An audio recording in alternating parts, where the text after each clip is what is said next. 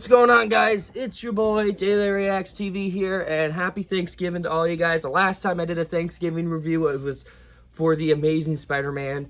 But today I'm here to review another film that is based off of the Ninja Turtle property, because you know, Tuesday and Thursday has always been the Ninja Turtle reviews, and then tomorrow you'll get in a top 10 list video. Now, sorry, I feel a little sick today. So let's get into my review of the Michael Bay Teenage Mutant Ninja Turtles 1, released in 2014, and let's get into it. So the story for Teenage Mutant Ninja Turtles 2014 follows the April O'Neil chasing after these things that she saw fought in the train station and also in this area where crime was heading off. And then she realized that there's these 4 mutant turtles running around fighting mankind and do everything she can to get her story, but then she realized that something called the Shredders after them, and Splinter explains their backstory, and yeah, that's the movie. Now, a lot of you guys don't know, this is actually a movie that I defended for years, and I'm still going to defend it either way. Even though it does have a side of problems, even though Michael fucking Bay was helping with it. I'm so glad he wasn't directing it, though, but still, Michael fucking Bay, horrible decision. Just right out of the bat, horrible. So I decided to rewatch it with an open mind. It's okay. It's not great, but it's not good either. You know, it's not as forgettable as Turtles Forever was, but it's okay. It's not great. It's not good. You're catching my drift. So basically, I only have a slight of good, and then there's loads of problems with this movie.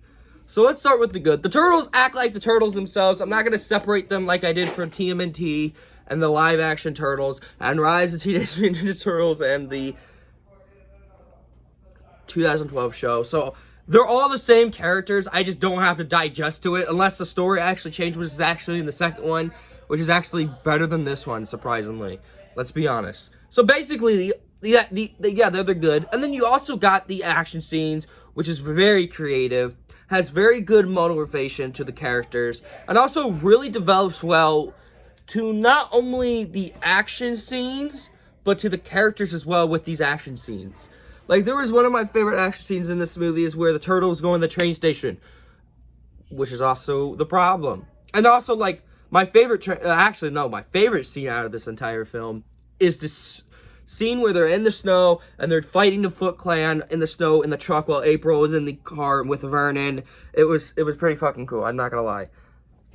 Some of them were very entertaining. And then you got by far the best performance from Megan Fox. Yeah, I'm one of those people who defend Megan Fox for being April O'Neil. I still think she did a good job with this role. She may be the sexy type where people's like, ooh, she's so sexy. Why is she so hired in this film? Look, do you think they have a better chance of hiring an April from all 3 of the live action movies in the 90s? They had to fucking recast April 5 times, it looked like. So they got Megan Fox. I'll stick with that. With the other 3 April O'Neils, you didn't need to recast them. Come on. You're better than that. But yeah, she was actually really good in this movie. She was decent enough. Yeah. Now, to the problems of the film. And they are the big one. Now, this is kind of going to be like a rant video a little bit. But really, it's not. If you're catching my drift. Let's start with Splinter. What the fuck did you guys do to him? Literally. What in the world did you do to Splinter? He's not Splinter. He's literally not Splinter. First thing I want to talk about the problem with Splinter's character is most definitely his design. He looks fucking creepy. That made the 1990s Turtles Splinter look way better than this Splinter. What the fuck did you guys do to him? And another thing I had the problem with him is their origin story with the Turtles and Splinter. It's horrible. I remembered watching this and I was like, this is not the origin I'm used to. What the fuck were you guys thinking? And I know who's the producer, Michael fucking Bay, which is a problem with the film. But still, I have not felt that insulted by a Ninja Turtles fan as a Ninja Turtles fan with this film. What the fuck were you guys thinking? The origin story is how Splinter's not the martial artist, ninja master. He doesn't know ninja in this film. He just gets it from reading a fucking book. A book! That's just how it was. The whole story is like, they changed it horribly. You get what I'm saying? And then one thing that's disappointing enough is the story. You guys can tell I don't know the damn story in this film. It's so like horribly written, and god damn, it was bad. It was literally bad. And now, the next problem with the film. The action scenes. Now, I said a couple were good. The snow scene when they're on the hill and shit, that was pretty cool. The scene when they fought the Foot Clan, where Splinter was also fighting the Foot Clan, was pretty fucking cool. Those were the only two good action scenes in this entire film. There are two that I don't really like. You need to stop screaming. Sorry about that. Now, the two action scenes that are horrifically bad, that really pushed me out of the film, and that is the first scene I'm gonna get out of the fucking way. It's the train scene where April gets taken, and captured, and she's put Neil on her feet, not on her feet, on her knees, where all the Foot Clan's all heavy, and Karai, who's played by the chick that played Chang Shen, from the 2012 show. She played Splinter's love interest when the Turtles went back in time in that show. And then she also voiced the freaking fox that sliced off Tiger Claw's arm in the 2012 show. That's how you know the show went dark. But she played Karai, and she was horrible, which we'll get into. Anyways,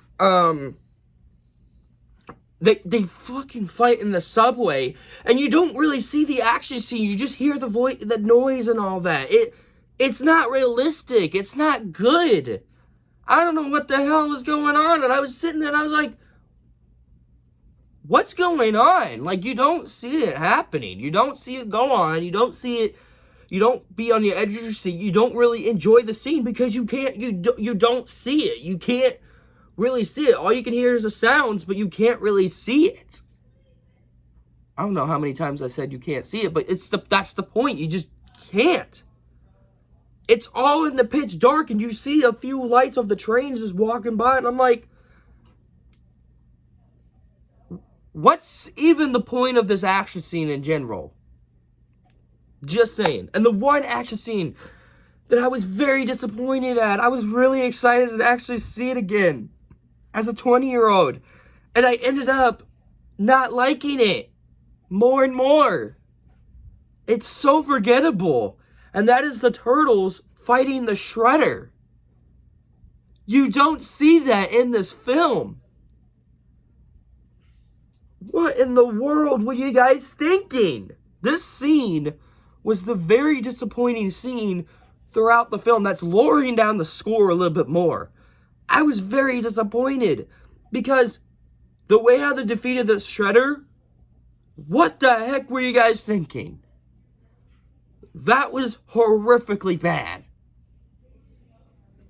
And it shows time and time again, Michael fucking Bay, that you cannot make a good, decent action scene after Transformers 1 and 2. Proves time and time again. And that's the next problem with the film. Who decided to hire Michael Bay to handle this movie? Who? Because I know a lot of you guys don't know, Michael Bay is a horrible person. He's horrible at his writing. He's horrible at writing the action scene. So who in the right minds decided, hey, let's hire Michael freaking Bay and let's bring him into this project, in this movie? Not a good idea. Overall, guys, yeah, Teenage Mutant Ninja Turtles, Michael Bay, not the best one. It's not really a rant video, because if it was really a rant video, I'd be yelling on the top of my lungs, really ticked off. I just was disappointed.